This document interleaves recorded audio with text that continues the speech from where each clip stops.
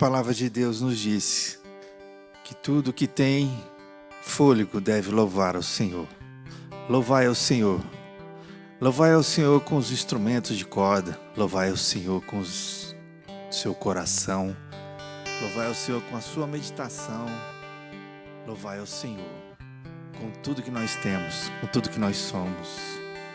Senhor, estamos aqui nesta hora, Senhor, para te louvar, te bendizer, te adorar e confessar que Tu és o nosso Senhor, o nosso Salvador, e que é aquele que nos redimiu, e por Seu sangue nós podemos chegar diante daquele que é, que era e que há de vir, com louvores, com adoração.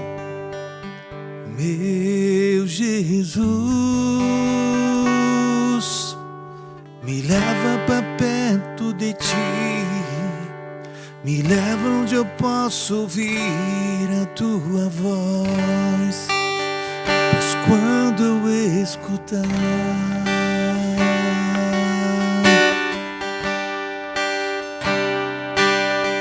obedecerei.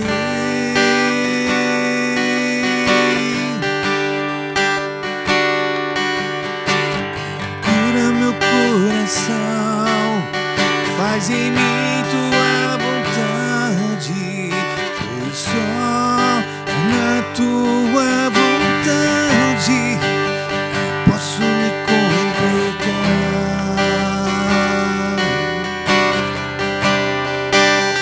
Eu posso me completar.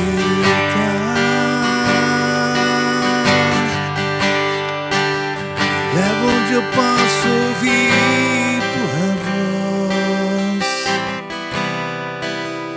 Leva onde eu posso ouvir Tua voz, meu Senhor. Leva onde eu posso ouvir Tua voz, aos Teus pés,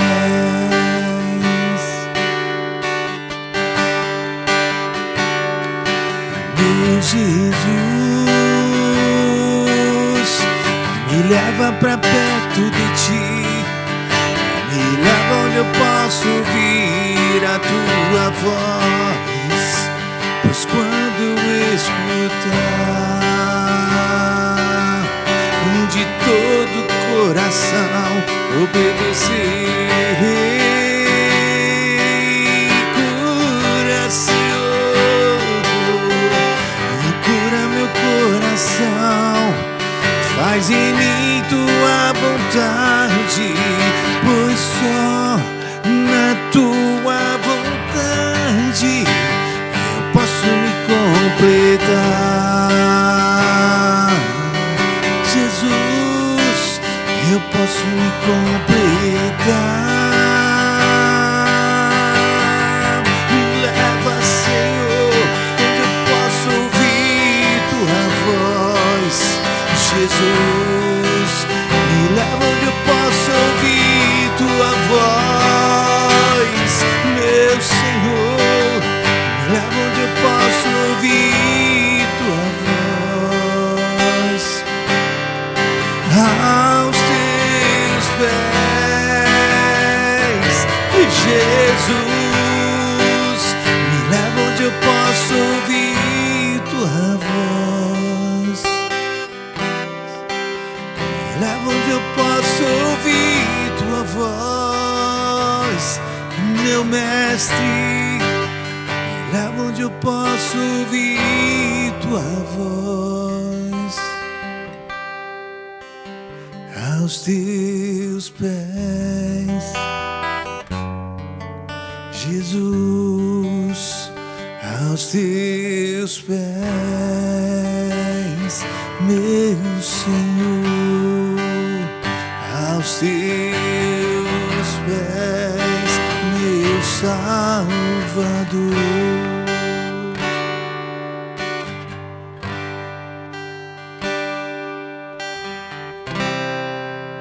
Ao que está sentado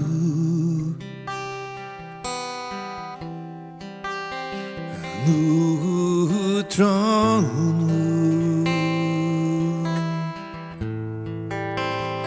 e ao Cordeiro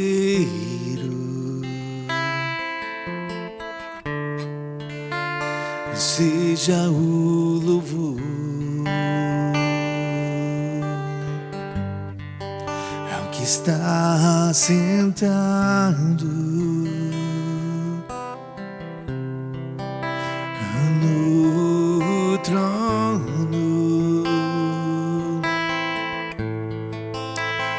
e ao Cordeiro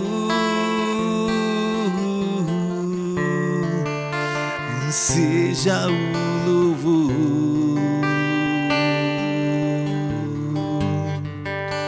seja a honra, seja a glória, seja o domínio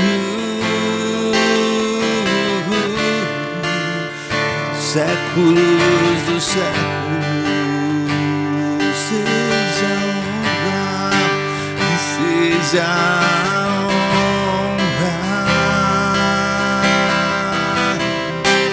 seja a glória, seja o domínio séculos dos séculos. Poderoso Deus, poderoso Deus, poderoso Deus, minha alma anseia por ti. Tu és poderoso, poderoso Deus, poderoso Deus de maravilhas, poderoso Deus, minha alma anseia por ti. Minha alma anseia por ti. Minha alma anseia por ti, Jesus. Minha alma anseia por ti. Minha alma anseia por ti. Abra minha boca e suspiro, Jesus. Minha alma anseia por ti, oh Senhor. Minha alma anseia por ti, de todo o coração. Minha alma anseia por ti, Jesus, poderoso Deus, poderoso Deus, poderoso Deus, minha alma anseia por ti, poderoso Deus. Recebe o nosso louvor. Nesta hora te apresentamos nossa vida, nossa casa, nossa nação, Jesus. E dizemos: Maranata, hora vem, Senhor Jesus. Vem, meu Deus, abençoa a tua filha, Jesus. Enche ela do teu Espírito Santo, ousadia, intrepidez e sabedoria do alto. E abençoa, Senhor. Em nome de Jesus, recebe o nosso louvor, recebe a nossa gratidão por estarmos na Tua presença nesta hora, Senhor. Vem, Senhor, ó Deus amado, instruir. Vem, Senhor, corrigir. Vem, Senhor, trazer cura. Vem, Senhor, trazer unção. E que o teu nome seja mais e mais glorificado neste lugar. Porque Tu és digno de toda honra, toda glória e de todo louvor. Poderoso Deus,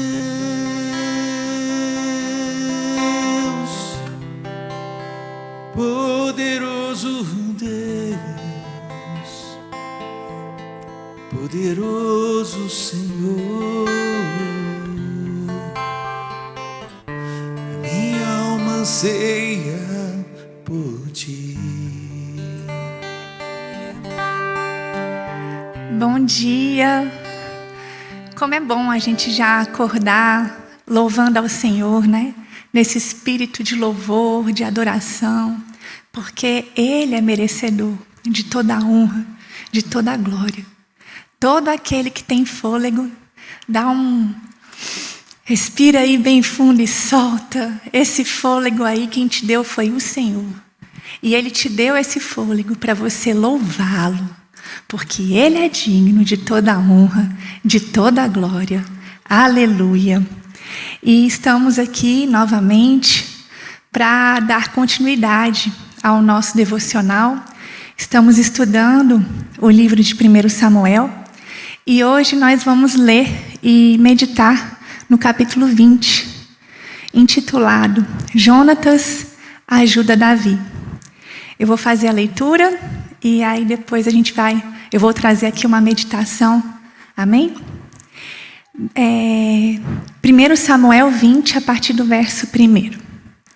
Davi fugiu de Naiote, em Ramá, e se encontrou com Jonatas. O que eu fiz? Disse Davi. Qual é o meu crime?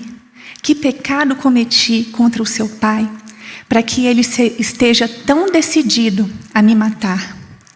Isso não vai acontecer, respondeu Jonatas. Você não será morto. Ele sempre me conta tudo o que pretende fazer, até mesmo as coisas de pouca importância. Sei que o meu pai não esconderia de mim algo dessa natureza. Não é assim. Então, Davi fez um juramento diante de Jonatas. Seu pai, sabendo muito bem de nossa amizade, disse a si mesmo: não contarei a Jonatas, ele ficaria magoado. Mas, tão certo como vive o Senhor, e como você mesmo vive, eu estou a apenas um passo da morte. Jonatas perguntou: o que posso fazer para ajudá-lo? Davi respondeu: amanhã celebraremos a festa da lua nova. Sempre me sentei com o rei para comer nessa ocasião, mas amanhã me esconderei no campo e ficarei ali até o entardecer do terceiro dia. Se seu pai perguntar onde estou, diga a ele: Davi insistiu que eu o deixasse ir para casa em Belém, participar do sacrifício de que toda a família dele oferece a cada ano.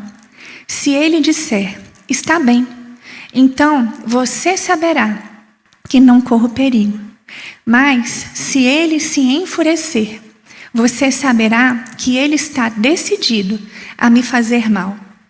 Mostre-me sua lealdade como amigo, pois assumimos um compromisso solene diante do Senhor. Se por acaso você acha que cometi alguma ofensa contra o seu pai, mate-me você mesmo, aqui e agora. Não é necessário me entregar ao seu pai. Nunca, exclamou Jonatas. Você sabe que se eu tivesse qualquer suspeita de que meu pai planeja matá-lo, avisaria você no mesmo instante. Então Davi perguntou: como saberei se seu pai ficou irado? Jonatas respondeu: venha ao campo comigo. E os dois foram juntos para lá. Então Jonatas disse a Davi: prometo diante do Senhor, o Deus de Israel, que amanhã, ou no máximo depois de amanhã, a esta hora, conversarei com meu pai e avisarei você logo em seguida do que ele pensa a seu respeito. Se ele falar a seu respeito de modo favorável, informarei a você. Mas, se ele estiver irado e quiser matá-lo, que o Senhor me castigue severamente, se não avisar você, para que possa escapar em segurança. Que o Senhor esteja com você, como esteve com meu pai, e que você me trate com o amor leal do Senhor enquanto eu viver. Mas se eu morrer, trate minha família com esse amor leal, mesmo quando o Senhor eliminar da face da terra todos os seus inimigos. Então Jonatas assumiu um compromisso solene com Davi e sua descendência e disse que o Senhor destrua todos os inimigos de Davi. E Jonatas fez Davi reafirmar seu juramento de amizade, pois Jonatas o amava como a si mesmo. Então Jonatas disse: amanhã celebraremos a festa da lua nova. Darão por sua falta quando virem que seu lugar à mesa está vazio. Depois de amanhã, ao entardecer, vá ao lugar onde você se escondeu antes e espere ali, junto à pedra de Ezel. Eu sairei e atirarei 3 flechas para o lado da pedra, como se atirasse num alvo. Então mandarei um ajudante trazer de volta as flechas. Se você me ouvir dizer a ele: as flechas estão deste lado, saberá tão certo como vive o Senhor que tudo está bem e que não há perigo algum. Mas se eu disser a ele: vá mais para frente, as flechas estão adiante, significará que você deve partir de imediato, pois o Senhor o manda ir embora. E que o Senhor nos ajude a preservar para sempre o forte laço de amizade que existe entre nós.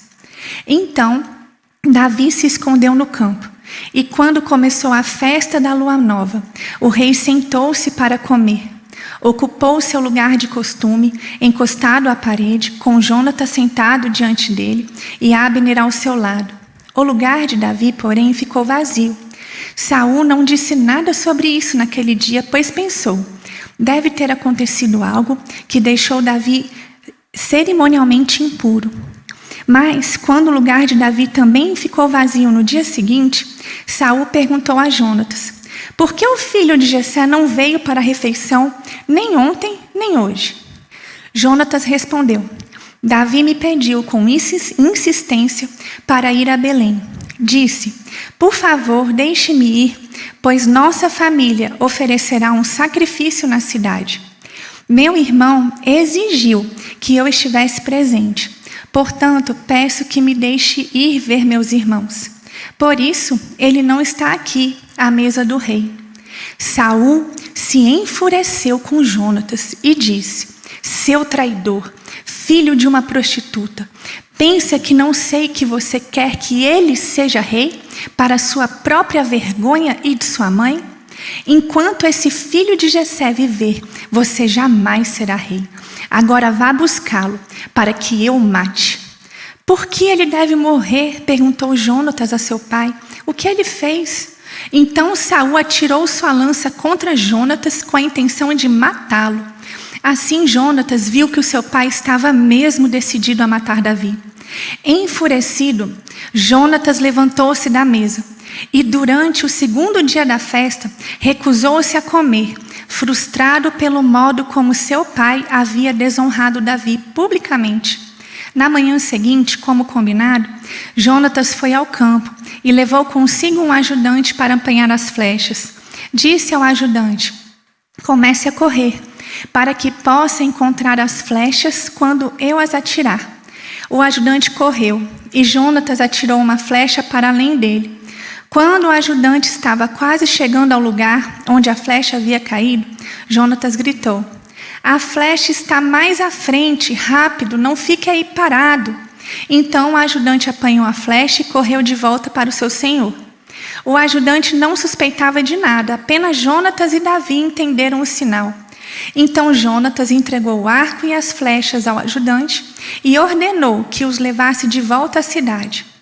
Assim que o ajudante foi embora, Davi saiu de seu esconderijo no lado sul da pedra de Ezel.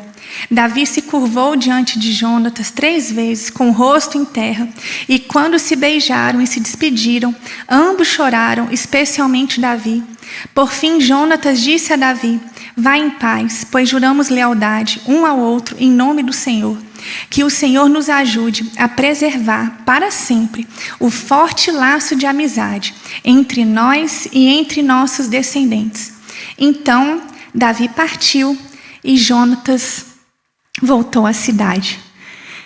É um capítulo forte, né? Só de ler, imaginar, eu já fico arrepiada aqui, porque esse capítulo, para mim, ele descreve o ápice da amizade entre Jonatas e Davi.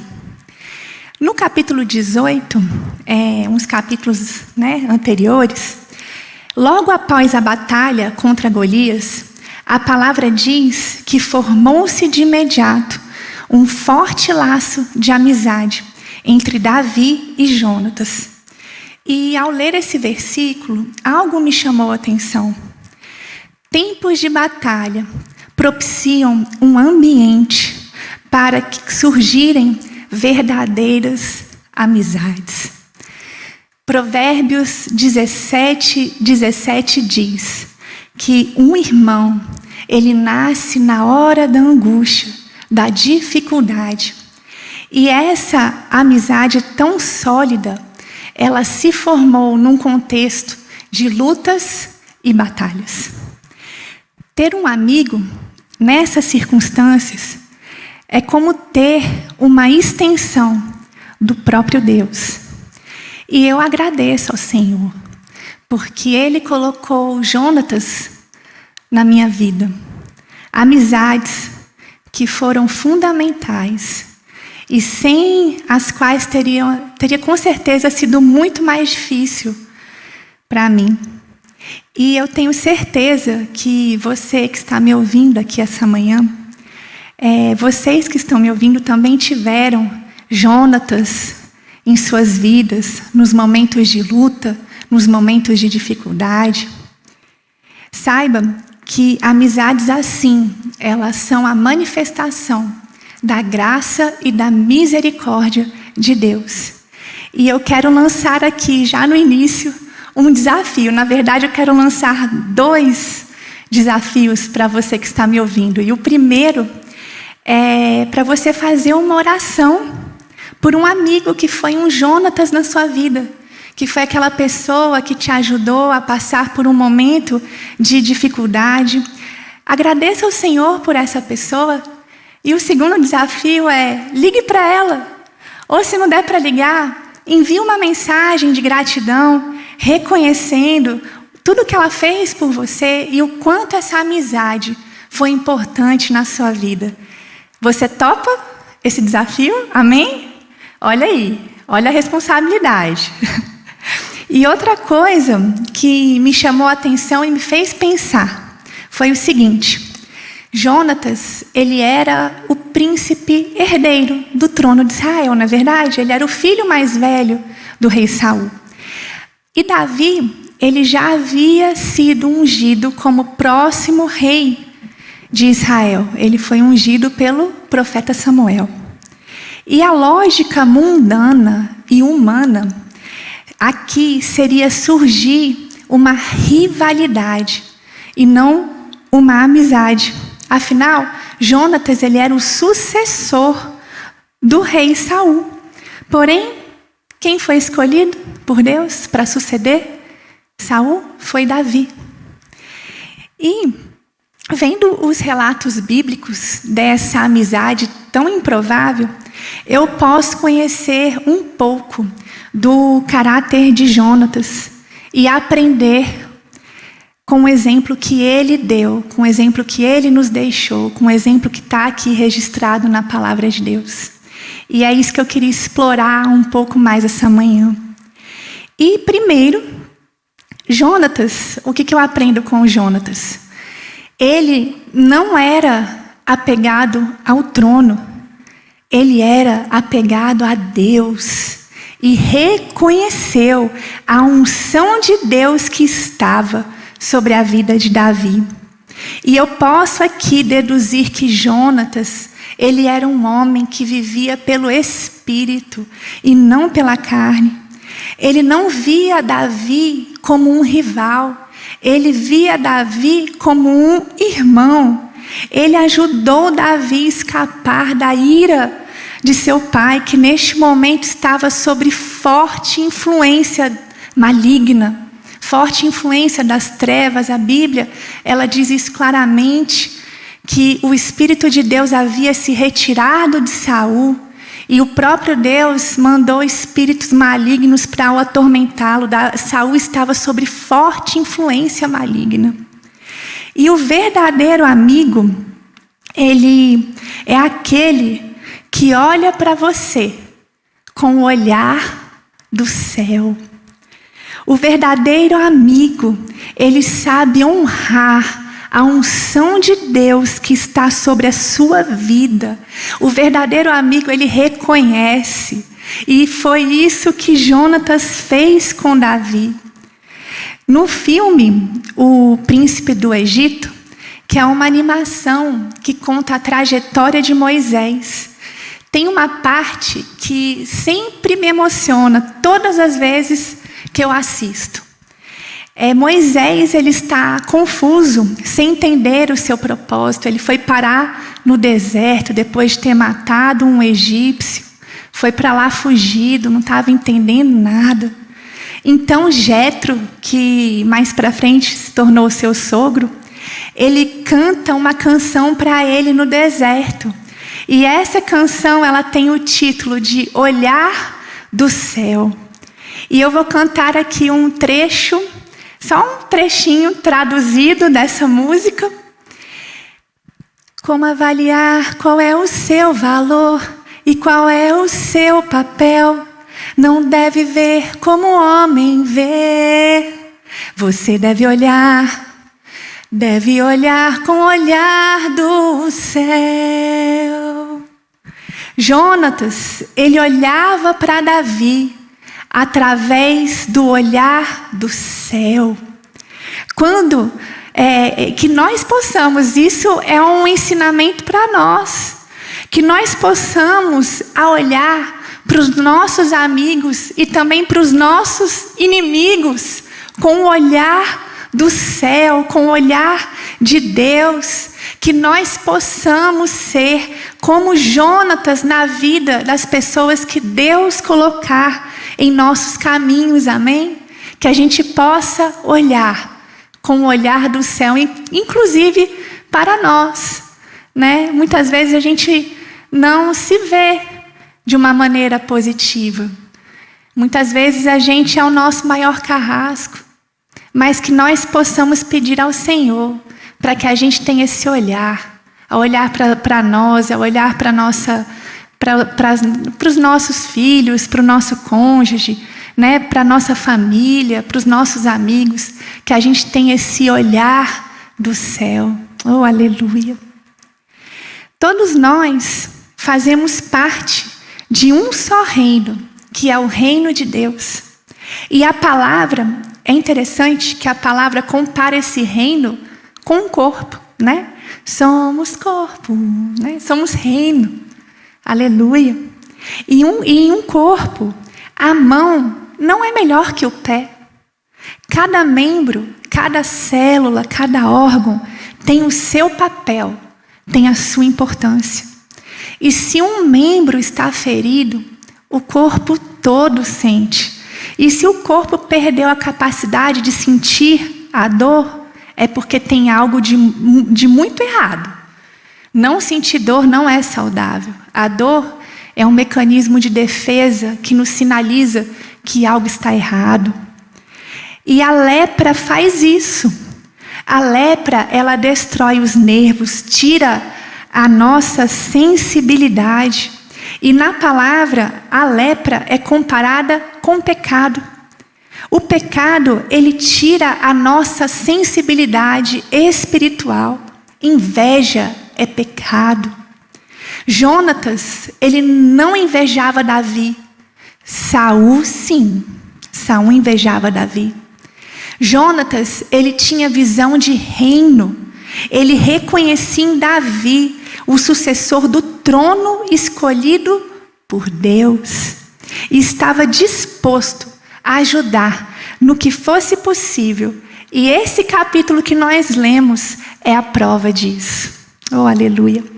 Nós precisamos ser como Jonatas e colaborar para que nossos irmãos cumpram o seu propósito no reino, no corpo. Afinal, quando a mão ela não cumpre o seu propósito, todo o corpo sofre prejuízo. Se você não cumprir o propósito para o qual você foi chamado, vai afetar na minha vida. E vice-versa, se eu não cumprir o meu propósito, vai afetar a sua vida também, porque nós somos corpo. Aleluia. Por isso, nós precisamos olhar uns para os outros com o olhar do céu e sermos incentivadores, encorajadores, ajudadores uns dos outros para benefício de um só reino, que é o reino de Deus. Oh, aleluia! Saul, ele não tinha visão de reino. Saul tinha visão de trono. E olha só o que aconteceu com ele. Ele perdeu tudo. Quando eu penso que o mesmo espírito que estava sobre Davi esteve sobre Saul, é para fazer a gente tremer. Porém, o pecado, a falta de arrependimento, fizeram com que o Espírito de Deus se retirasse dele.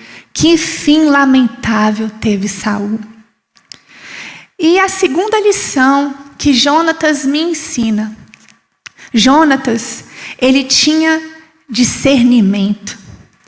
O fato de Jonatas ter ficado ao lado de Davi não foi uma desonra ao seu pai, mas sim um discernimento entre luz e trevas. Aprendo aqui, meus amados, a necessidade de nos posicionarmos. Jonatas, ele tomou uma decisão de ficar do lado certo da história. Mesmo que isso tenha contrariado o seu pai, que era o rei. Ele só era o rei. Imagina, além de ser o pai dele, ainda era o rei. Mas Jonatas discerniu e ele se posicionou. Meus amados, o reino espiritual, ele é binário. Ou é frio ou é quente. Morno não serve. Ou seja, posicionamento é necessário. Jonatas se posicionou ao lado de Davi. E eu aprendo que verdadeiros amigos, eles se posicionam. E particularmente, eu tenho muito cuidado com quem não se posiciona. Sabe por quê? Porque a falta de posicionamento, ela pode estar relacionada com covardia, egoísmo, oportunismo, apatia e fraqueza de caráter. Pessoas que preferem ficar quieta, né? Não vou me posicionar não. Pessoas que preferem ficar quieta, elas revelam falta de convicção, ou então elas priorizam os seus próprios interesses acima dos valores. Edmund Burke foi um filósofo, político e escritor irlandês, considerado um dos fundadores do conservadorismo moderno. Ele disse a seguinte frase que ficou muito famosa. A frase é o seguinte: para que o mal triunfe, basta que os bons não façam nada. E esse é o grande problema da falta de posicionamento. Pessoas que não se posicionam, elas colaboram ativamente para o mal tomar conta, para o mal se alastrar e que Deus nos livre disso em nome de Jesus. Amém? E a terceira lição que eu aprendo aqui com Jonatas é que ele tinha sabedoria e coragem. Ele não agiu por impulso, mas por estratégia. Ele foi um instrumento que Deus usou para livrar Davi das más intenções de Saul. E Deus muitas vezes, meus irmãos, vai usar as amizades para nos livrar. E aqui eu vejo claramente a diferença entre amizades de Deus e amizades do mundo. Amizades provenientes de Deus trazem livramento para as nossas vidas. Amizades provenientes do mundo trazem destruição para as nossas vidas. E uma vez, na EBD dos juniores, eu realizei a seguinte dinâmica. Eu pedi ali que 3 crianças fizessem um círculo e ficassem ali de mãos dadas, e coloquei uma criança no meio. E escolhi outras 3 crianças que ficavam de fora. E o objetivo dessas crianças que ficaram do lado de fora era tentar tirar a criança que estava no meio do círculo para fora. E o objetivo dessa brincadeira, dessa dinâmica, era o seguinte, que as 3 crianças do lado de fora, elas simbolizavam aí o pecado que tenta nos tirar do centro da vontade de Deus.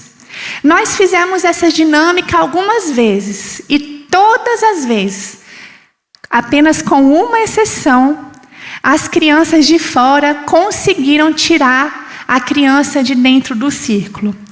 A única exceção aconteceu quando o Enzo, que é filho dos nossos irmãos que se mudaram para João Pessoa, ele foi escolhido para ficar no meio da rodinha. E para quem não sabe, o Enzo e o Lucas, que é o neto do nosso pastor, do pastor Denô e da pastora Hilton, são muito amigos. E o Lucas, ele era uma das 3 crianças que ficou ali protegendo, de mãos dadas. E, meus amados, o Lucas, ele agarrou o Enzo. Eu tenho essa imagem gravada na minha mente, que ele agarrou o Enzo assim pelas costas, e não teve criança que conseguiu tirar o Enzo do meio da roda. Olha só isso. Olha, aquilo me chamou a atenção. O Lucas, nessa dinâmica, ele se comportou como Jonatas. Ele protegeu o seu amigo com muita convicção e muito empenho. E nós precisamos de amizades assim. Nós também precisamos ser esse tipo de amigo. Saul planejou matar Davi inúmeras vezes. Jonatas olhou para Davi com o olhar do céu, teve discernimento para se posicionar do lado certo, sabedoria e coragem para ser instrumento de Deus e livrar Davi. Glória a Deus. Que grande homem Jonatas foi. E é interessante que o significado de seu nome é presente de Deus.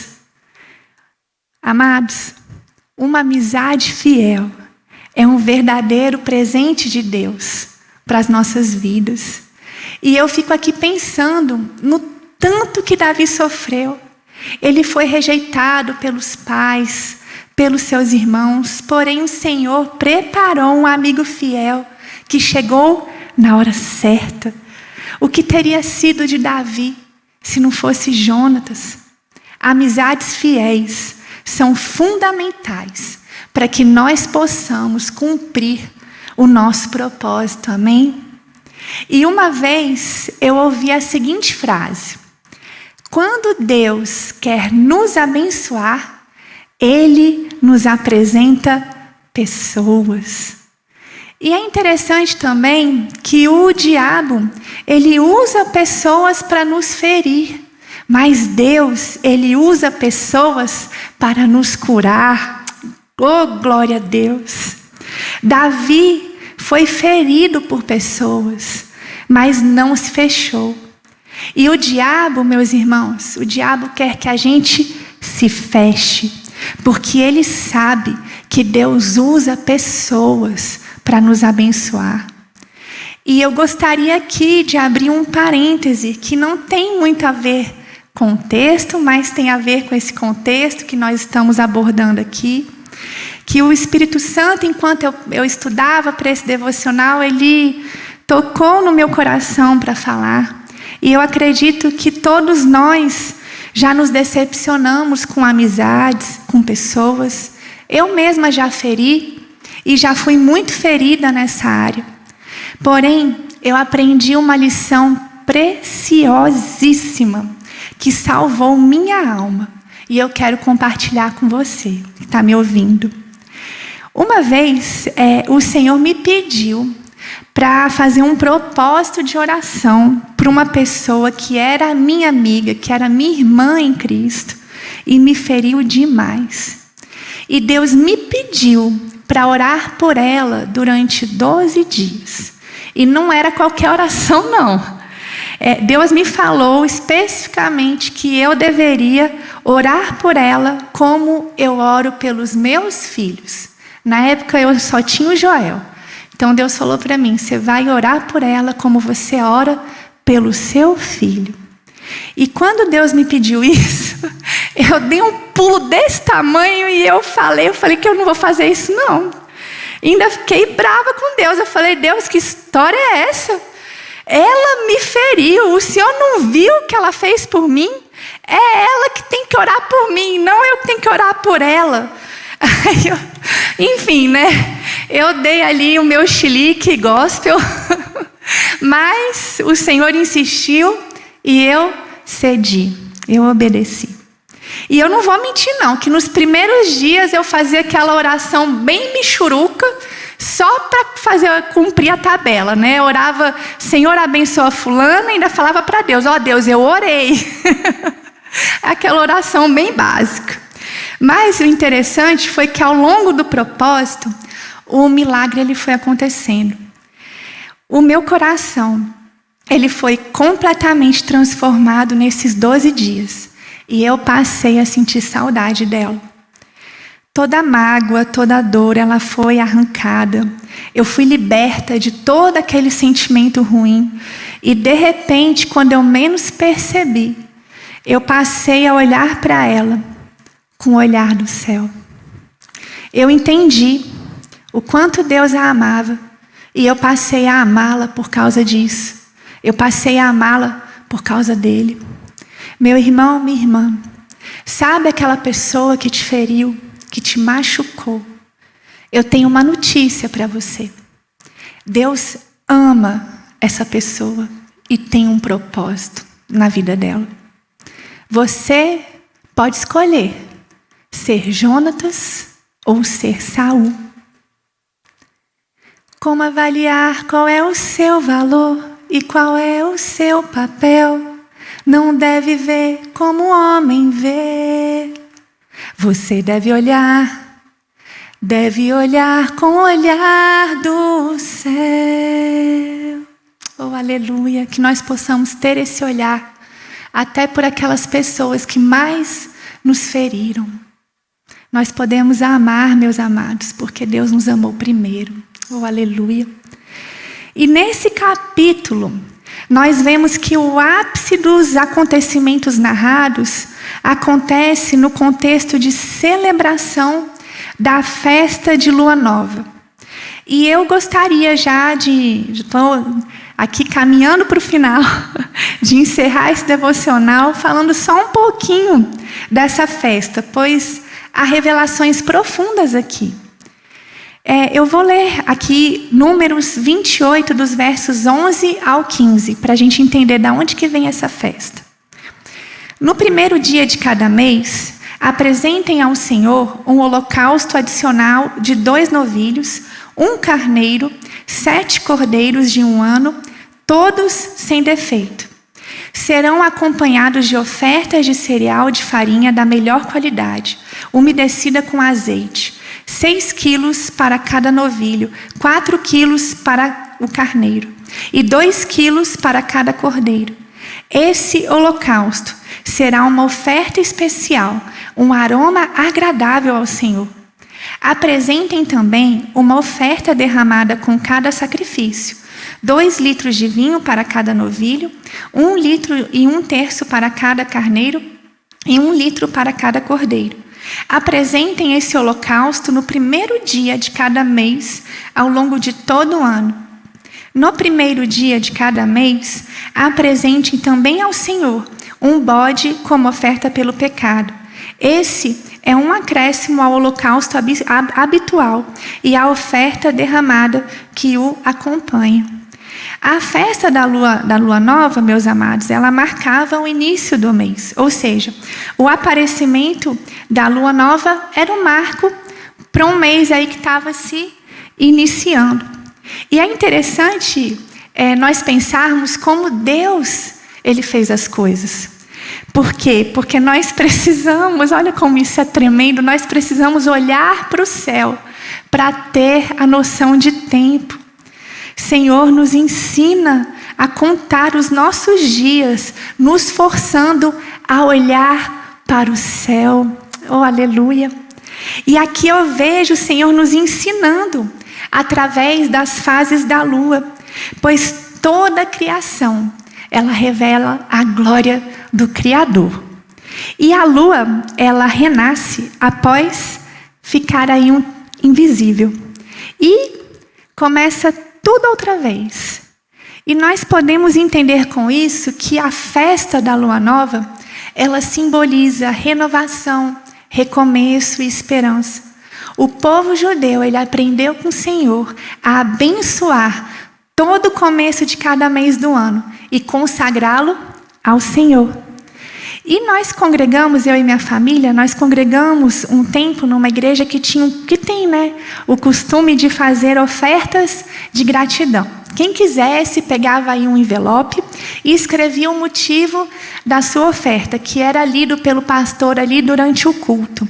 E a irmã Simone, que é nossa amiga e já pregou aqui na Batista Filadélfia algumas vezes, ela sempre traz uma oferta de gratidão no início de cada mês. Olha a sabedoria dela. E na semana que vem, na quarta-feira, será o primeiro dia de um novo mês.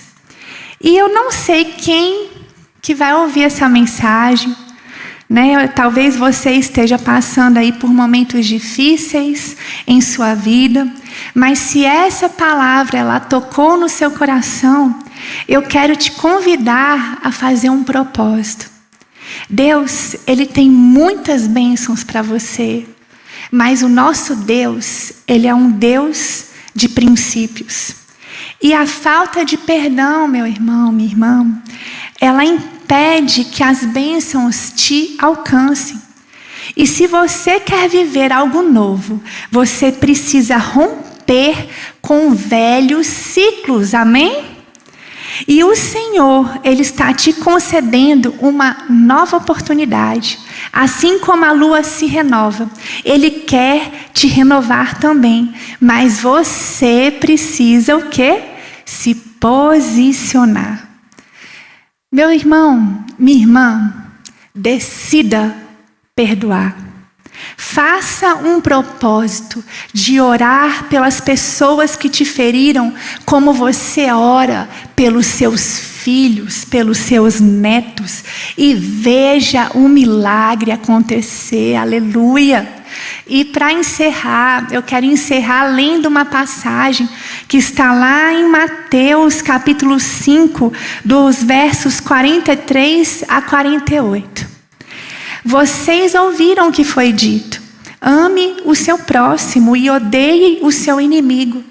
Eu, porém, lhes digo: amem os seus inimigos e orem por quem os perseguem. Deste modo, vocês agirão como verdadeiros filhos de seu Pai que está no céu. Pois Ele dá a luz do sol tanto a maus como a bons, e faz chover tanto sobre justos como injustos. Se amarem apenas aqueles que os amam, que recompensa receberão?